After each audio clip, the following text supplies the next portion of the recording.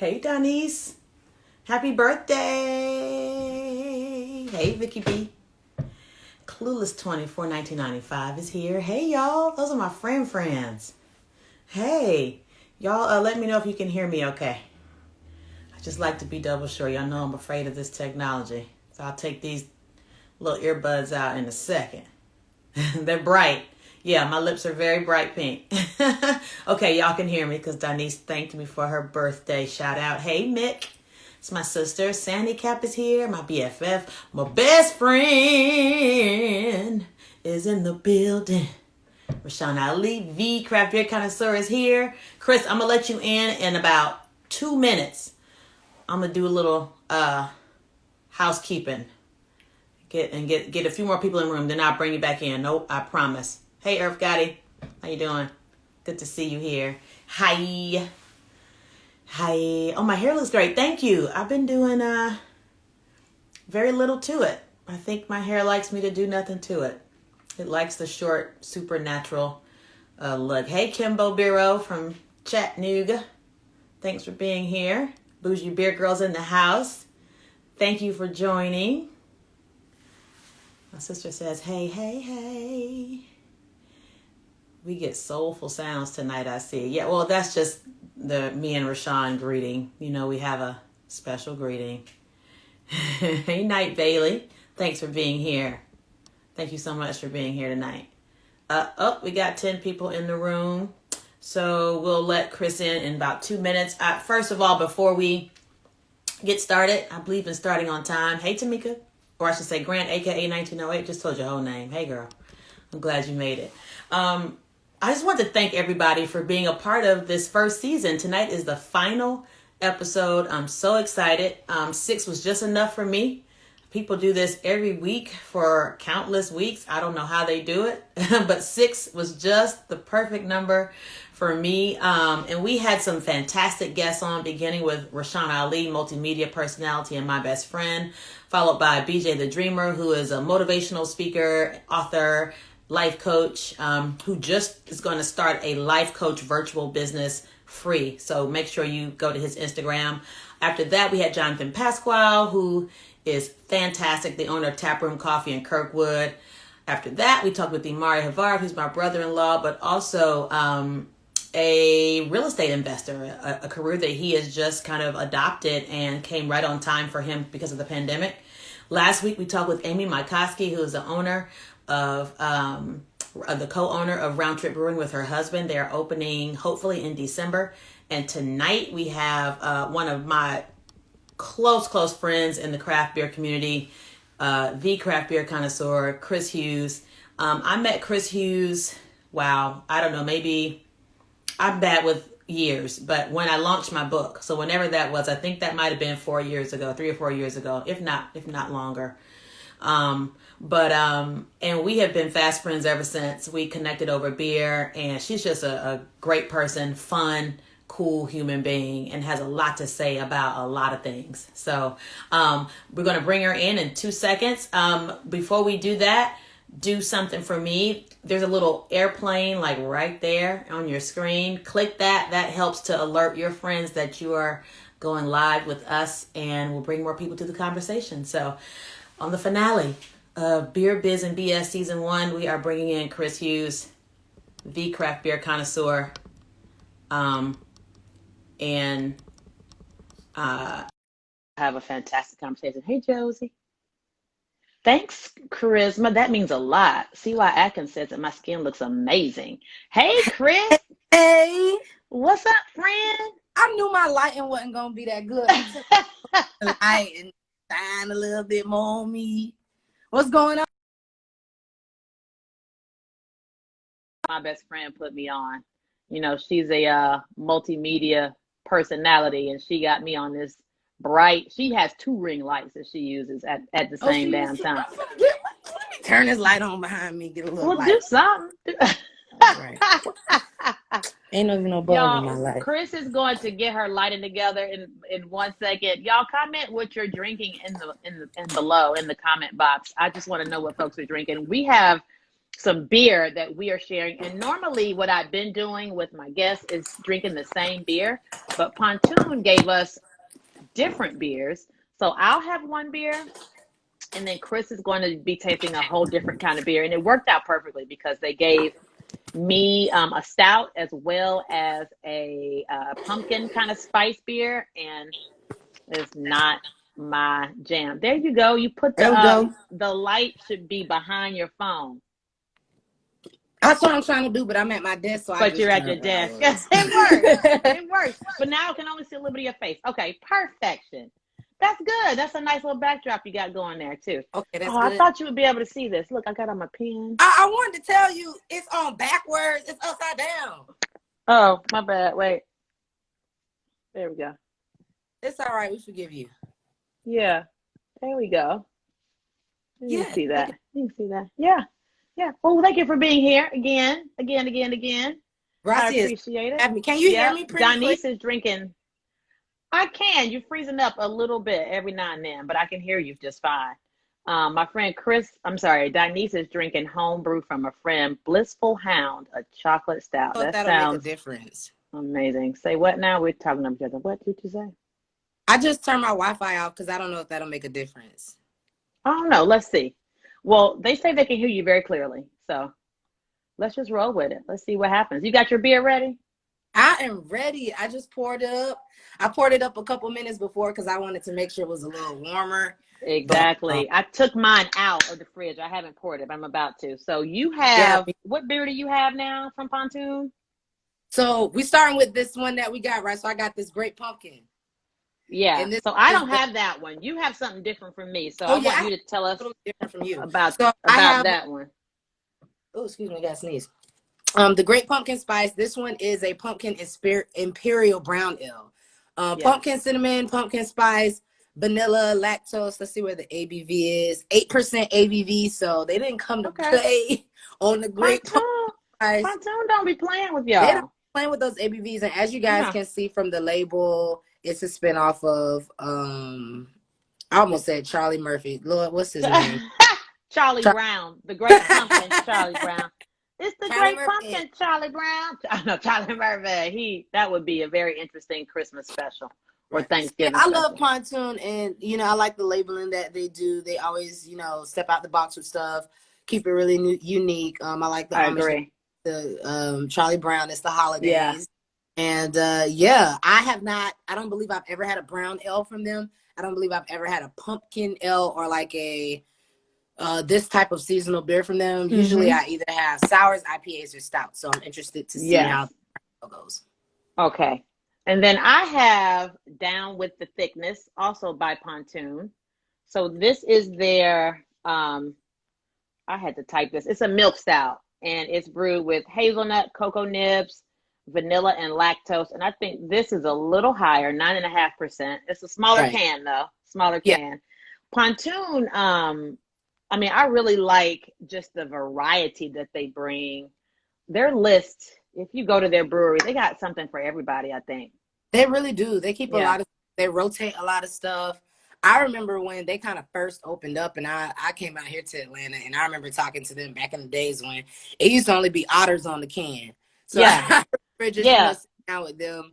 That's a mad otter, though. Very creepy ass problem. Here goes another otter too. They keep an otter. Yeah. They keep an otter, which is cool by me. But I remember them being very dedicated to knowing what do we need to do to make our beer stand out, to make sure stuff resonates with everybody in the community. What's Atlanta looking for? And I really appreciate the fact that they multiple times reached out to me. We've sat down. I've sat down with their marketing people. I've sat down with them doing panels and stuff, trying to taste the beers. They're very ears on to what they know people want to see, want to drink from them, and so forth. So I appreciate them for that. I think it makes the beer that much better because they didn't just come up with this stuff on their own or because they wanted to try this new recipe.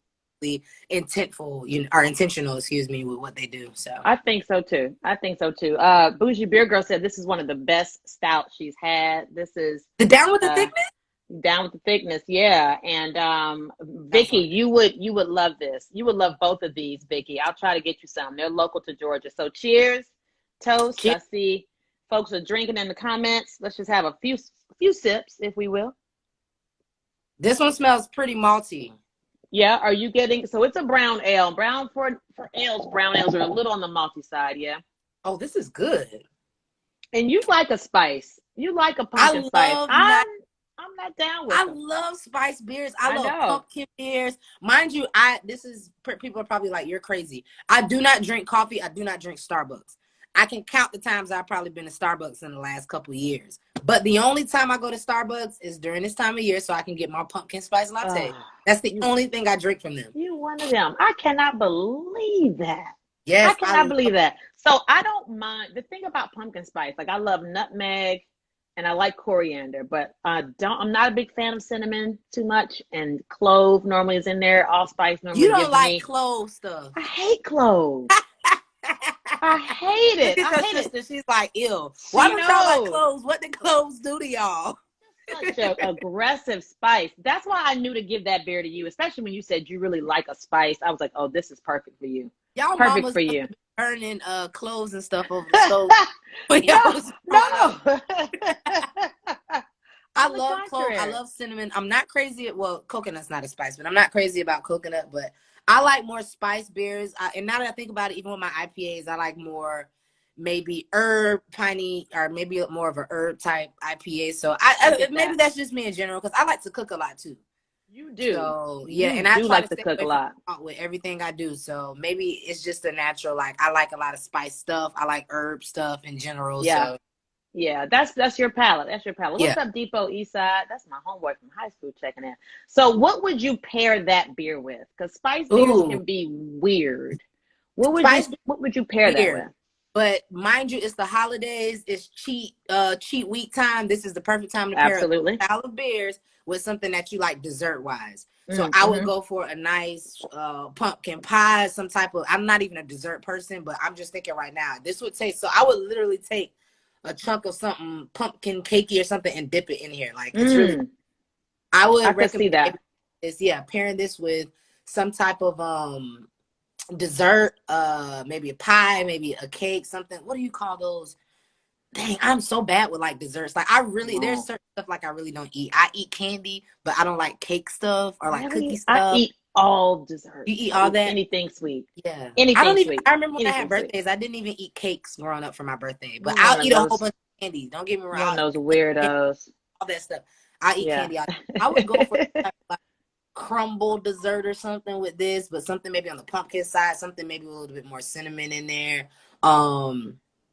Something a little sweet to kind of bring out the other adjuncts and kind of bring out that spice a little bit too. Yeah. I go great with the dessert. Is it pumpkin-y?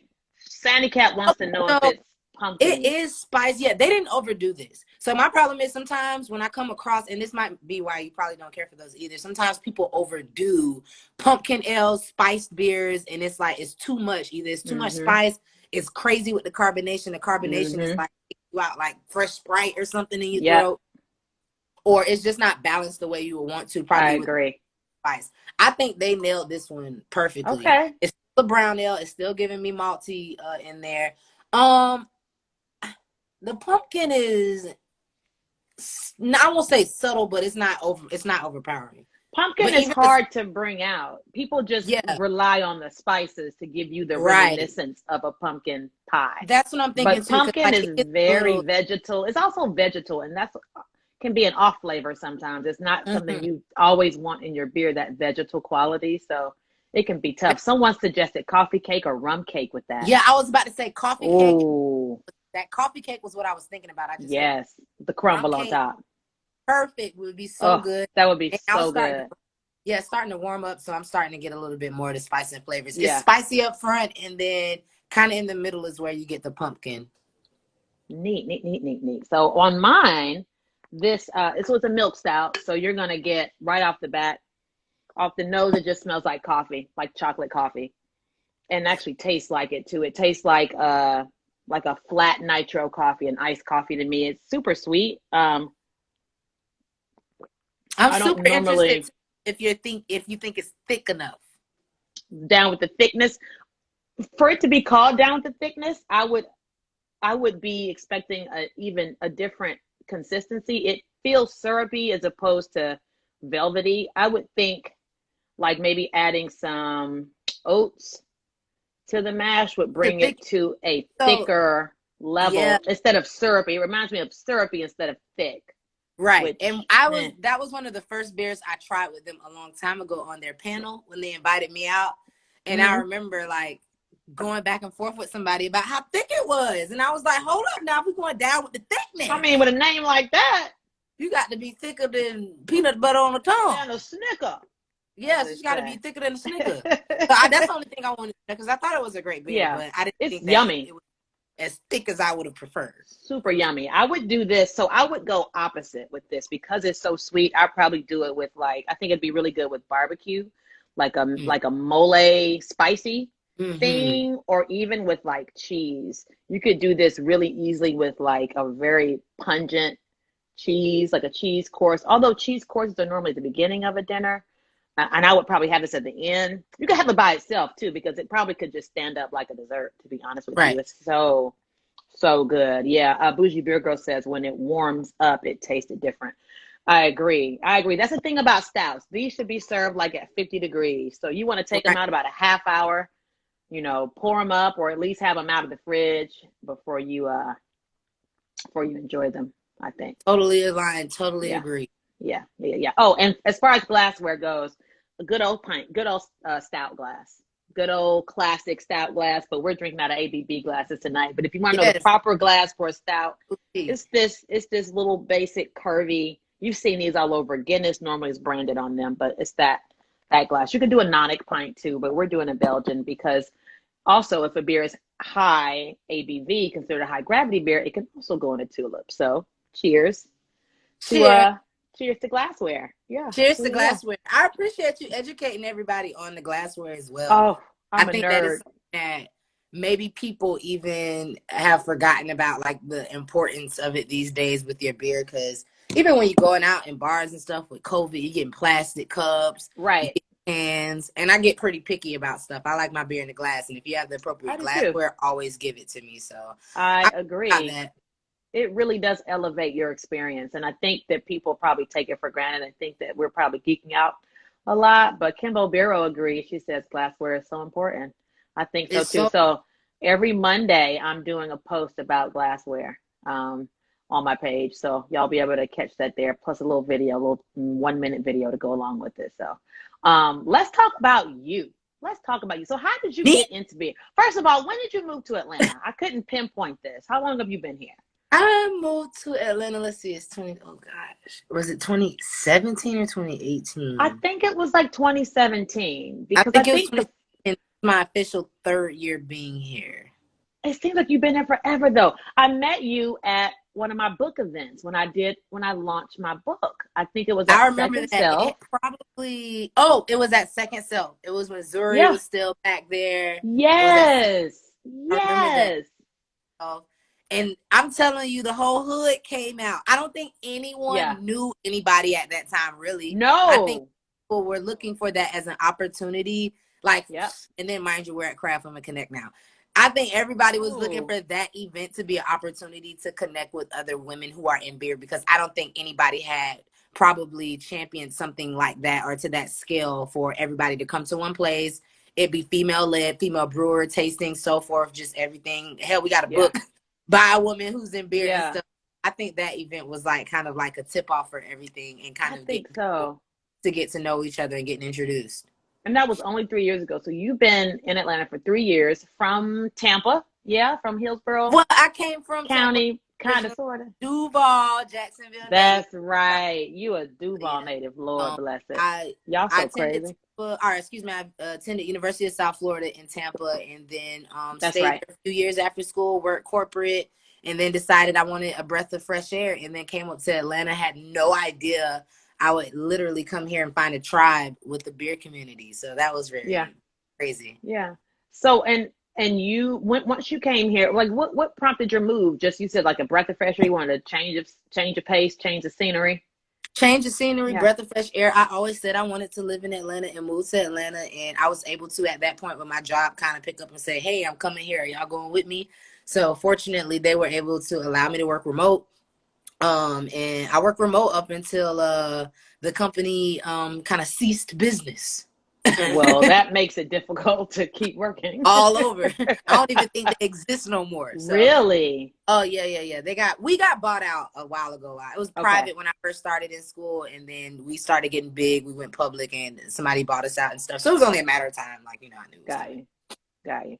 EDC_dad asked if we have Pink Boot Society out here. We do. We We do do. have Pink Boot Society. And we'll talk about Craft Women Connect. Let's just talk about that now because it's a good time to kind of interject that. The reason why we started Craft Women Connect is because, so we do have Pink Boot Society. I'll back up, and you have to be, they have all kinds of stipulations to be a part of that group. You got to be in the industry and be employed, and like a certain amount of your income must come from the craft beer industry and the community and blah, blah, blah. And it just seemed really like there was a lot of check boxes to tick off to be a part of that group. And then there are some other affinity groups around here that I'd gone and participated in and just never really saw women of color, to be quite honest with you. And I mean, I don't have a problem being around all kinds of people.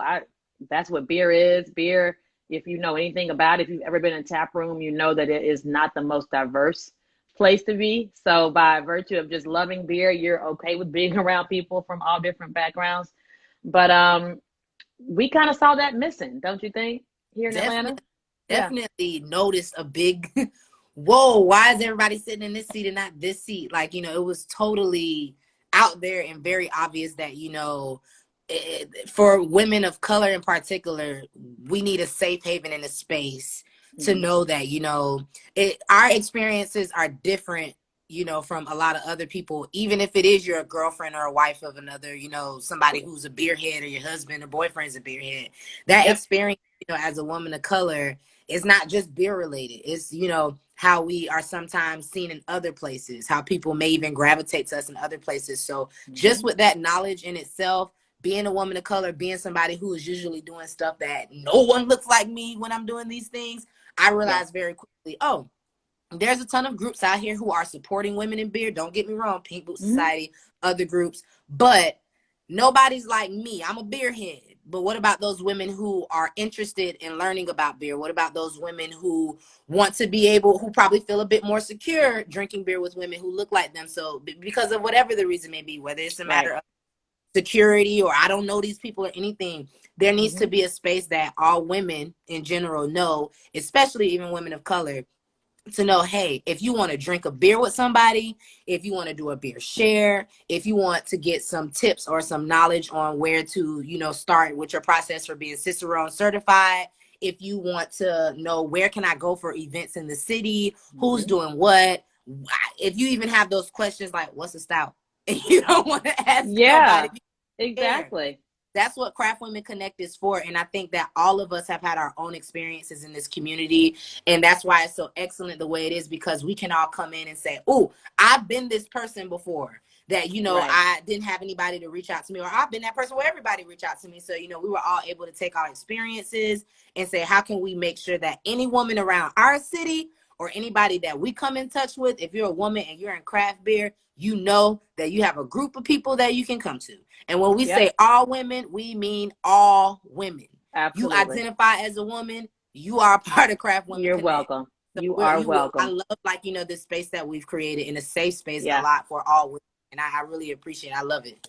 It's so important. It's so important. And by we, Chris is talking about myself, her, also Excited to Feast, Michelle, and then Beers a Go-Go, Brittany and Caitlin. We all started this almost 2 years ago here in Atlanta. We have a Facebook group. We have an Instagram group.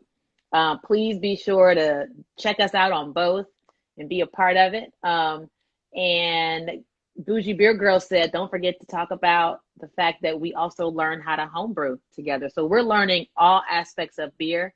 We just brewed a beer recently with Corey of ATL or Soul Brothers Brewing. That was a fun day. A lot of fun. That was great. I had a great time. Person like me, I don't like that whole homebrewing stuff. I was like, I'm coming an hour late. I'll let y'all get started, then I'll go ahead and come in a little later. But I really learned so much, and I really enjoyed it. And thank God for somebody like Corey, who Even in the videos we've posted, Corey come from a Black woman. He come from women. And, you know, he knew how important it was to ensure that, hey, I have to be sure that if nobody else is making sure these women have this space to learn how to homebrew, somewhere to go to, expertise or anything, that's my job as a Black man, to make sure my women are good and they got what they need. And I really love him and appreciate him. Absolutely. He reached out to us as a result of the Black is Beautiful collaborations. So I made a post recently, not recently, but during the Black is Beautiful collaborations, about how many breweries in Georgia had brewed a beer and it had collaborated. And there were probably 50 or 60, like a good number. And as y'all know, thousands of breweries across America really participated in this. But I hit y'all on the side and I was like, y'all, how many Black women were a part of these brew days that happened in Atlanta? And or we could, first of all, women in general, and then how many Black women? We thought of two breweries, two out of all the breweries in Atlanta, and out of all these amazing Black women in beer in Atlanta who are doing amazing things in all different facets of the industry. And there were very few, I shouldn't say very few, there were only two breweries in Georgia that we could find that had a woman as a part of their brew day. And we just thought that was ridiculous. That was ridiculous. And at the same time, I think Corey recognized that. Yeah. He kind of did a rewind and was like, wait a minute, what? Where my girls at with stuff that people will probably be expecting to see us a part of, you know, at this point, you know, so that just lets you know some of the challenges that even in 2020, we're still facing with making sure not just that we're included, but we're recognized. Trust me, if all groups were bringing together all women, all people, all creeds, or whoever you are in the right way, we wouldn't have had to create a Craft Women Connect. So it just lets you know what the need is for people. It's really out here. Like, there are a lot of women who don't have a place or a space to be a part of, or somewhere to, you know, somewhere to identify with, so that they can really enjoy beer in the way that they want to. I personally didn't enjoy craft beer the way I do now until I moved to Atlanta. Yeah. And that's because I was in Tampa, Florida, and the beer was amazing and great there, but it was all big burly white men with beards. It was hard for me to kind of navigate the scene and don't like you belonged, even though there's not like there doesn't have to be racism for you to not feel like exactly. Racism, but you can still feel like an outsider. You can still feel like you don't belong, like an outsider. Like you walk in and you're the like being an only. It gets tired after a while. It's like, why am I still the only? Why am I still the only?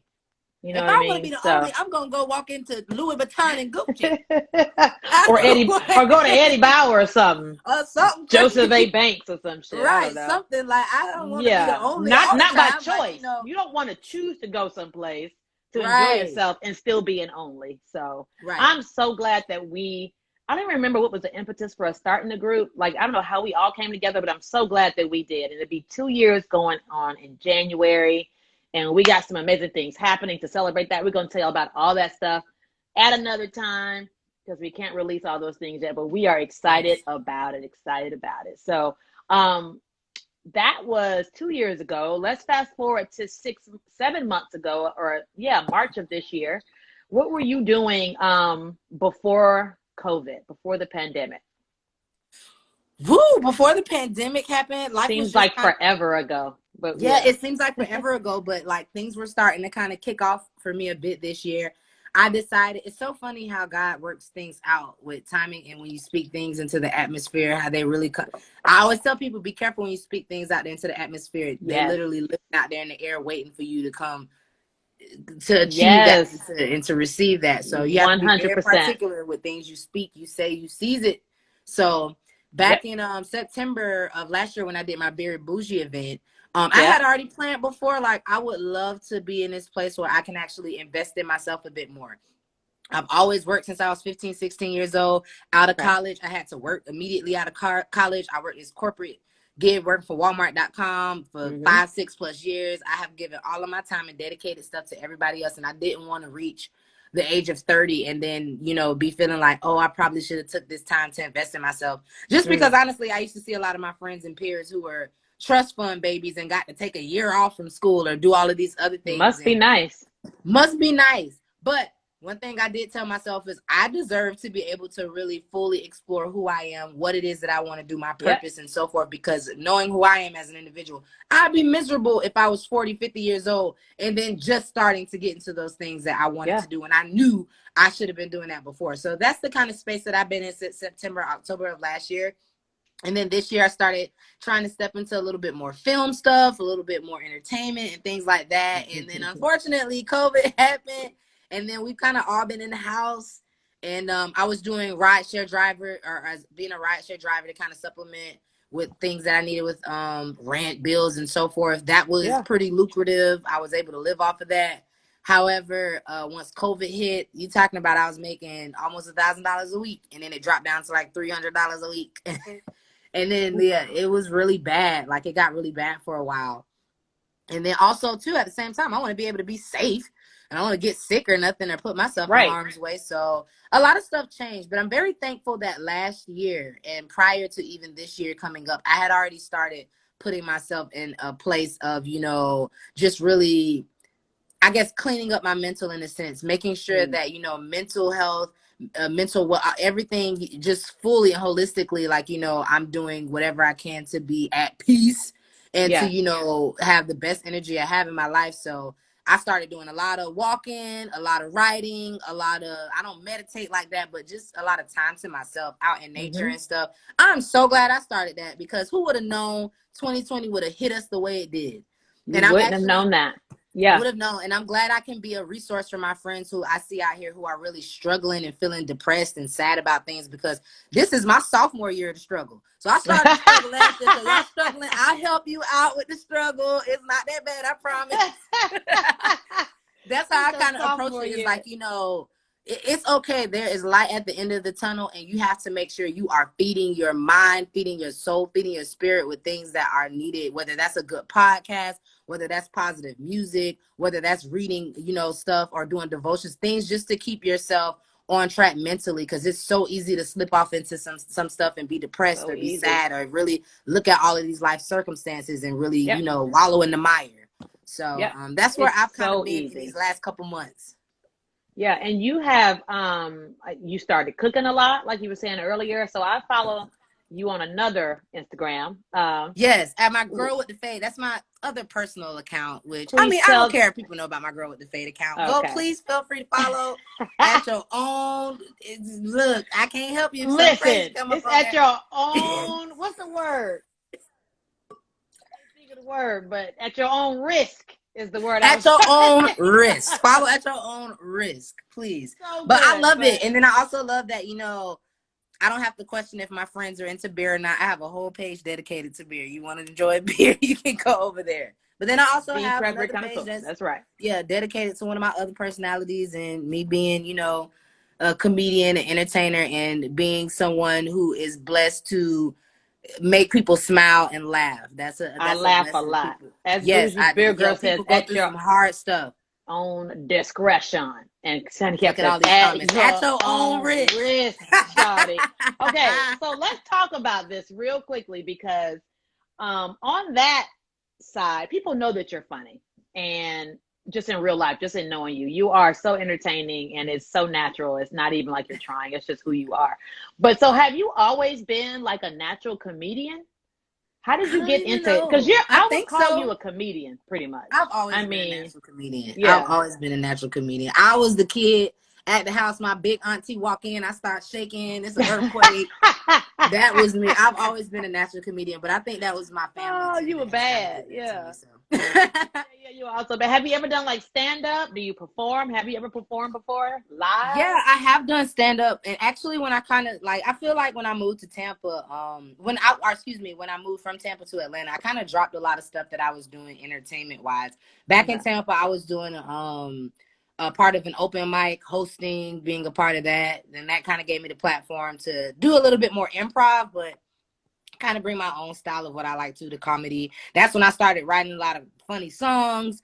doing skits and stuff like that is through the open mic and stuff. And a lot of that was just kind of happening on the spot. So, yeah, I used to do a lot of that back when I was in Florida. I really loved it, but I realized I was putting my energy into a lot of spaces and things that I didn't want to at that time. And I love beer. And sometimes after the end of the week, I have a little bit of time to drink a beer before I go to bed. So it's kind of like, I wanted to make sure I built my beer brand because that was something that was so important to me and something I just truly genuinely loved. So, all of the comedy stuff and things like that. I've always been like that, but I started kind of honing in on it a little bit more right before I kind of moved up here to Atlanta. And then Atlanta loves me. I'm the funny chick around here. If it gets me in the club for free, so be it. Would you need a joke? Knock, knock. Who's there? Me. Let me in for free. We love you here. We love you here. Shout out to Barbie Teens. Shiny Cap. Yeah, shout out to Barbie Teens. Y'all make sure y'all go on my personal page. Y'all check out my lesbian Tell everybody what Barbie Teens. Y'all, it is a lesbian Barbie. It's it's so fun. It's ghetto. It's so gay. Good. It's Barbies. When I say it's Barbie, I mean it's Barbie dolls, y'all. Like, it's Barbie dolls. It's really like real life. Like, I went home one day, came across all of these old Barbie dolls and just started playing with them, playing with my cousins and stuff, realizing like kids really be knowing what their parents doing and really be having all of these whole situations going on. Barbies beating each other, getting in jail, domestic violence, all types of stuff. Domestic violence situation with the Barbies. Yeah. Yes. Your show. So what season are you in with Barbie Teens? I'm actually only in my first season. And what I'm going to do is, because I've actually sat down with that's what I love about Atlanta. People actually see something in you or really see like, hey, this can go somewhere. I have some friends who set me down, kind of let me know how to art characters, art episodes. So I really was writing a lot of stuff. So what I'm planning to do is really bring something more to the table next year. But I'm going to make sure I finish out this first season, which I want to get to a full 10 episodes by the end of this year. So I'll probably situation with Barbie Teens this year. It's very current. You had a whole Rona situation. Current. Yeah, the last one I did was the Rona episode. Yeah, it was very touching. Tina and all of it was serious. It was serious. But then again, keep in mind it's subliminal, and some of it's based off of subliminal circumstances. So listen, sometimes I be needing people to inspire me to come up with those ideas. But yeah. It is incredible. I'm just so happy that you released that to the world. How do people follow that storyline? What is that? Is it right now, so I have it on Instagram. So if you type in hashtag, I'll put it on here. Okay. She's gonna put it hashtag because Barbie. Somebody said, "Where is this?" Someone wanted to know, where is this? Right, because people are always like, put it on YouTube, put it here, put it there, and I just be like, where are you with your money? Y'all always want to tell somebody where to put stuff. Y'all not putting it up there. Y'all don't have the time. I don't like doing video stuff, to be honest. I hate video stuff. Listen, and you put a lot of work into Barbie Teens. I put a lot of work into it. Yeah, it's hard. It's so funny, though. It's so funny. In addition to that, you have a bustling sea moss gel business. I am one of your customers. She's one of my favorite customers. Listen, I'm in love with sea moss gel. I'm in love with it. I really do think it has kept me healthy throughout this year. I think it has helped me with my tummy. So I have like acid reflux, and I do a lot of research. I shouldn't even be drinking beer, especially not beer with coffee and chocolate, but whatever. I don't drink a lot anymore. I started doing it just on weekends, or now for this show. I don't drink a lot of beer anymore, but I cut out a lot of things in my diet and started reading up on natural remedies for your belly. And one of the things that came up was sea moss gel. And then I noticed that you were creating sea moss gel, making it. So tell people about sea moss gel and what it is, what it's good for, and so how did you get into it? I was about to say I got into the sea moss probably, if not early like January this year, probably late last year.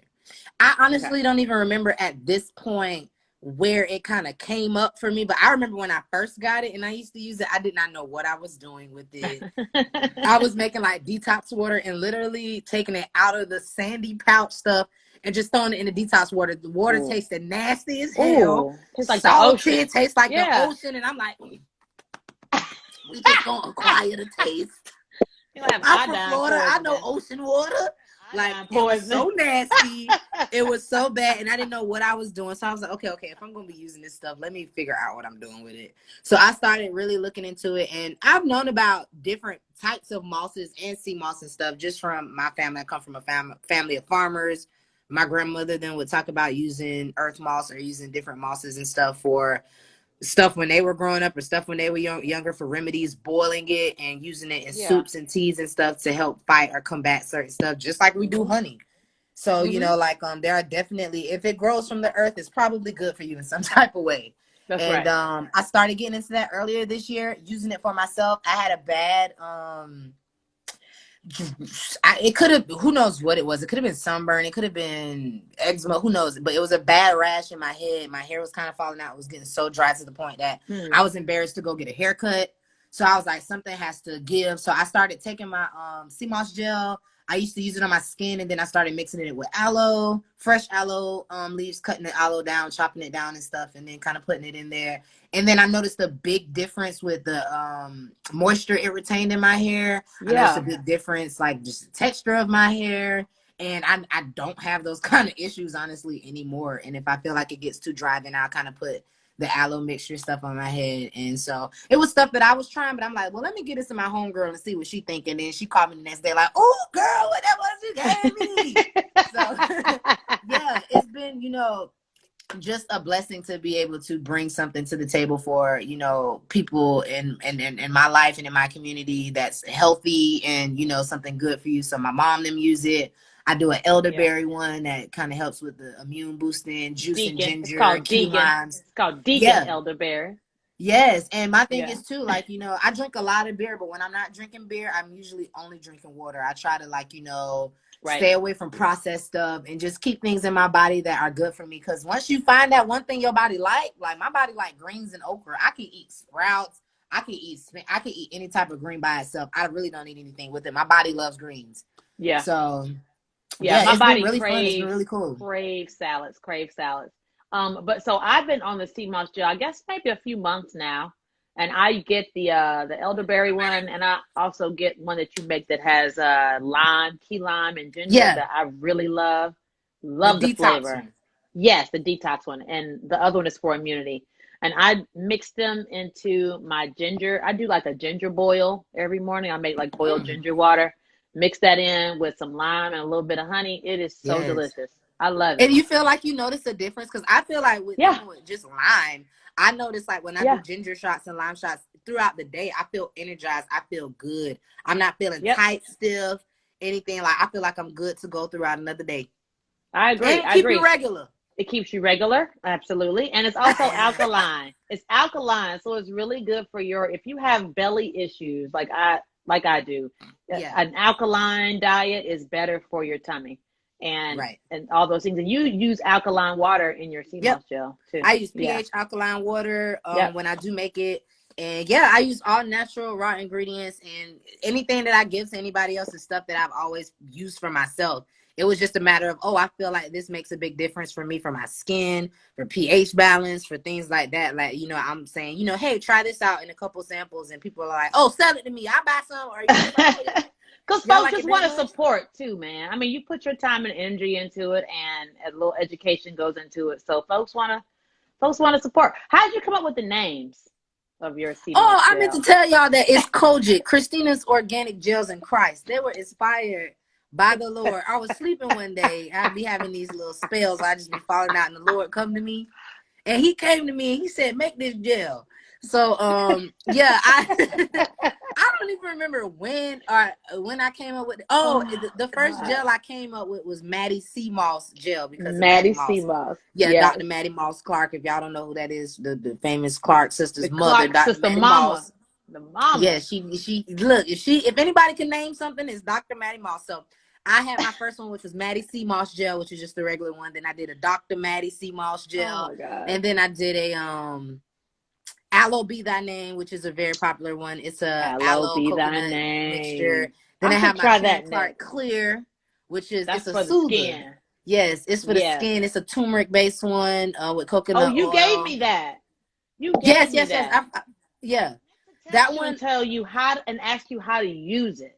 Oh How do you yeah, use it's the easy. You topical just kind of one? you lather it up on your hands and put it on your face. But don't forget it has Okay. turmeric in there, so it can't It will stain. So stain. I just Yeah. reminding people. But some people ain't never used turmeric. They be like, "Why it's staining?" Y'all don't know Yeah. what turmeric is. It's Right. just like curry. You do It's not want to be curry. putting it all on your shirt. No. Yeah, and then Yeah. my newest ones that I have is detoxified, which is the one that you usually get, which has I key like limes that in one. it, and I have Yep. to. Y'all don't understand the process. I have to juice fresh key limes by hand, so I'm They're cutting them tiny. down, rolling them, pressing them and stuff, They're juicing tiny. them. Yeah, it take a little while to juice like a good ounce or two of those, but it's worth it. And then I juice my ginger as well. And then the most popular right now, which I'm trying to push for people because it's that time of year where stuff is starting to change up with the weather. You want to make sure your immune system is up to par. I have Deacon Elderberry. That's the And one. this That's one my is favorite one. It right. tastes Yeah, this good one too. is an elderberry infused with fresh ginger and alkaline water and Yeah. sea moss, of course. So I make an elderberry tea. I use fresh elderberries and I make the tea. Oh. Yeah, so then I have to make because well, y'all didn't pay for the process, but I can't tell y'all because y'all gonna try Yeah. to use it, It's but a you lot have of to make the work. tea and then you Yeah. have to cool it because you never want to cook something down that's beneficial for you. You want to try to get as much of the nutrients as you can. So Okay. if somebody's boiling your sea moss, do not buy it from them. If it tastes like salt in the ocean, they're not Wow. cutting it and cleaning it right.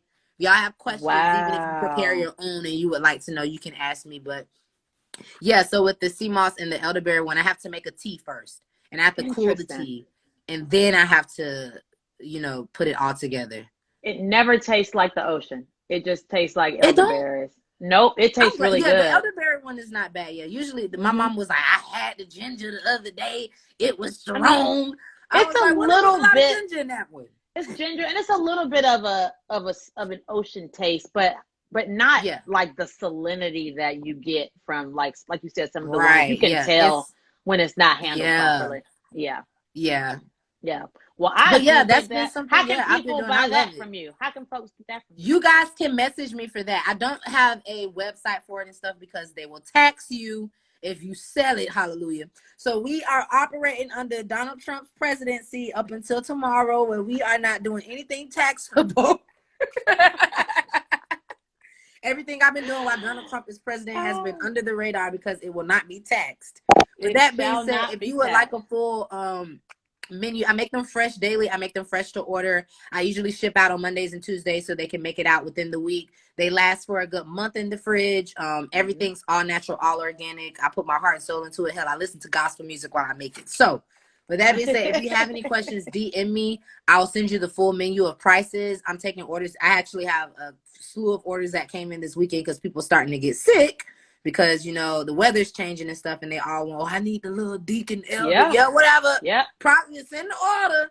But yeah, and I'll have those shipped out to you. I do it quick. I send you a card, lets you know everything that you need to know about what you purchased. Handwritten note. I like to handwrite everything. I know everybody's like, oh, You labels. do. I I like appreciate it handwriting. I so feel like it's much. more intimate. Appreciate it so much. There's a note, Yeah. and I've bought from you several times. Every time there's a handwritten note in it. I Oh, thank you so much. I really appreciate it. I no love that problem. touch. I love personal touches and letters and notes, and we Right. get that. Me and my sister get that from our mom. I think we were just brought up Yeah. that way, but I Me appreciate too. that so much. So people should DM you at the craft beer connoisseur. Yeah, message me Yes. on my craft beer connoisseur page if you would like the full menu and prices. I will send that out to you. If you have any questions from there, let me know. Like I said, I'm always making them fresh. I ship out on Mondays and Tuesdays. My friends call me Amazon because I don't know how I'll be getting there that quick, but I ship it on Monday and Tuesday morning. They be like, I got my sea walls, and it be USPS. So God is good. But I All the make them fresh. time.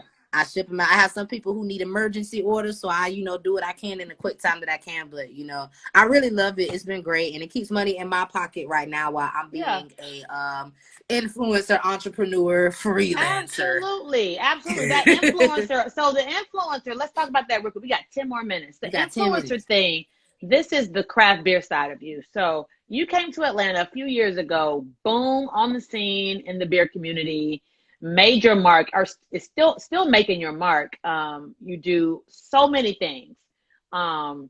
And I think influencer is sometimes used kind of lightly, or I don't know, gets kind of Or washed it out. gets messed with social media, which is not in true Exactly. influencers, people who are doing it because they Not want the certain same. things in return versus somebody like me where one of my mottos is, what I say drink, everybody drinks.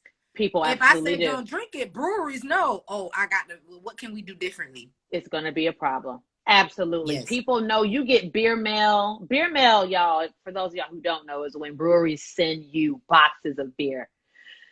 I don't get beer mail. Like, I might get, like, Crown and Hop sent me some stuff recently. Like, because I don't do reviews. I don't talk about beer. I know beer, though. Obviously, I was opening a beer boutique, but I don't get a lot of beer mail. Chris gets beer mail. That's when people send you boxes of beer.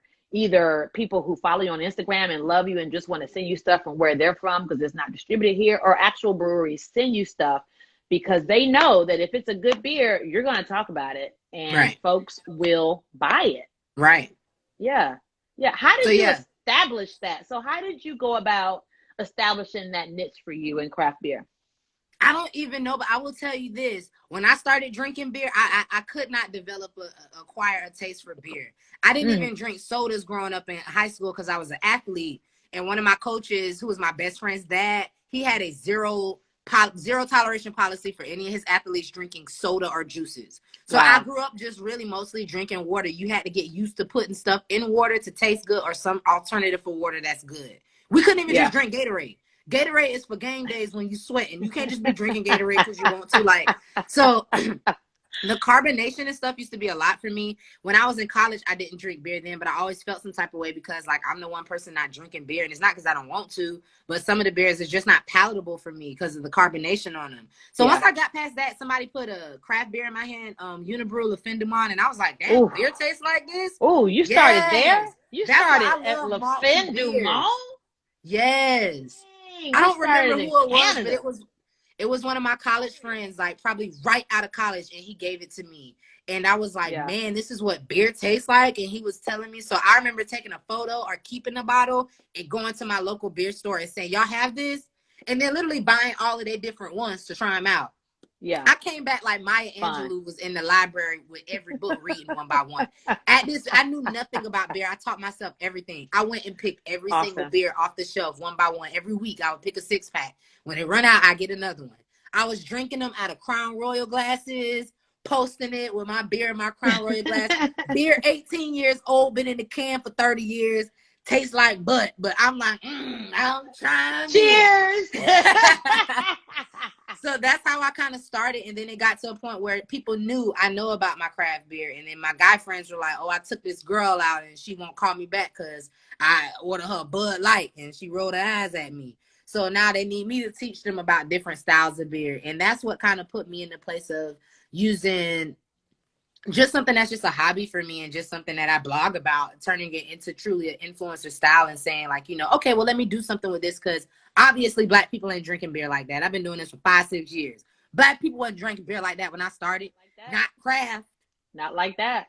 Not like that. Not craft. Not like and that. I came out of a craft hub. Black people were, I was at a beer festival in 2015. There were 3 Black people. Man, let me tell you, me and Sandy Cap used to volunteer at craft beer festivals. That's how we used to get in free. Because if you volunteer, you would get to work. We would always volunteer for the first shift, the first 2 hours or 4 hours, however long the festival was. Enjoy and then you would the get rest. in free and enjoy the rest. Right. But me and Chanel would be like the only Black people there. And especially the only where me and my friends women, would start counting. We would count. Oh, I would count intentionally. Count them on your hand. And there would be 2 Black women. That's me and Chanel. Right. Period. And one of the breweries that I rock with very hard from out of Tampa was one of the first breweries that I walked up to their tent because there was a Black woman back there serving beer. And I said, well, let me start here. Yeah. And I'll talk to her. That'll make me feel a little more comfortable. And then what a blessing it was for years later for her to know me and be so excited to meet me. And I'm like, you have no idea who you were and how pivotal you were to my experience in craft beer. I literally went to a festival, almost paid my $50 and turned around until I saw you. Like, it's crazy how stuff comes full circle. Listen, diversity in those spaces is so important. I found this quote out, the Brewers Association does a lot of research or whatever. And in 2019 of August, 80% of the people who own craft breweries are white, while American Indian or Alaskan Native make up 4%, Asian Hispanic both 2%, and Black brewery owners make up 1%. Now, I know in Atlanta, we are an anomaly because we're like ground zero for all things Black and excellent. Right. And that goes for the brewing industry as well. We have two breweries that are, or brewers that are established here, Conso and Down Home, that are distributing beer, and so many. And then you can count Nappy Roots as well. They're three. Yeah. And then so many other brewers starting up. This is a good startup city. Right. A lot of Black brewers are in the pipeline to have their own space or to create their own space, however that's going to happen for them. It's just so expensive to get into the craft. And I think that is probably the major barrier, don't you think, to Black people? Well, Black people can barely get being houses. brewers. We just started getting houses. So not to say that this has anything to do with white people, it just lets you know how The barriers are in the industries that you it's are a real in. barrier. Barriers. There would be, people have to understand that there's a reason why we don't see a lot of Black owned or minority owned breweries. It's either because people are pushing them out, or they're not making it the ease of access or the entry access easy. And that's what people have to remember. It's not that these Black owned breweries or these spaces of, you know, people who are in the craft beer space that are Black are not trying to push forward. Right. Can Black people even walk into a bank and get a loan? So what makes you think difficult. that something that a startup business that costs hundreds of thousands of dollars up front is something that a Black person can afford, when the first thing when we can barely get a house? Yep. So there are some big challenges that people have to understand that really come with outside of it.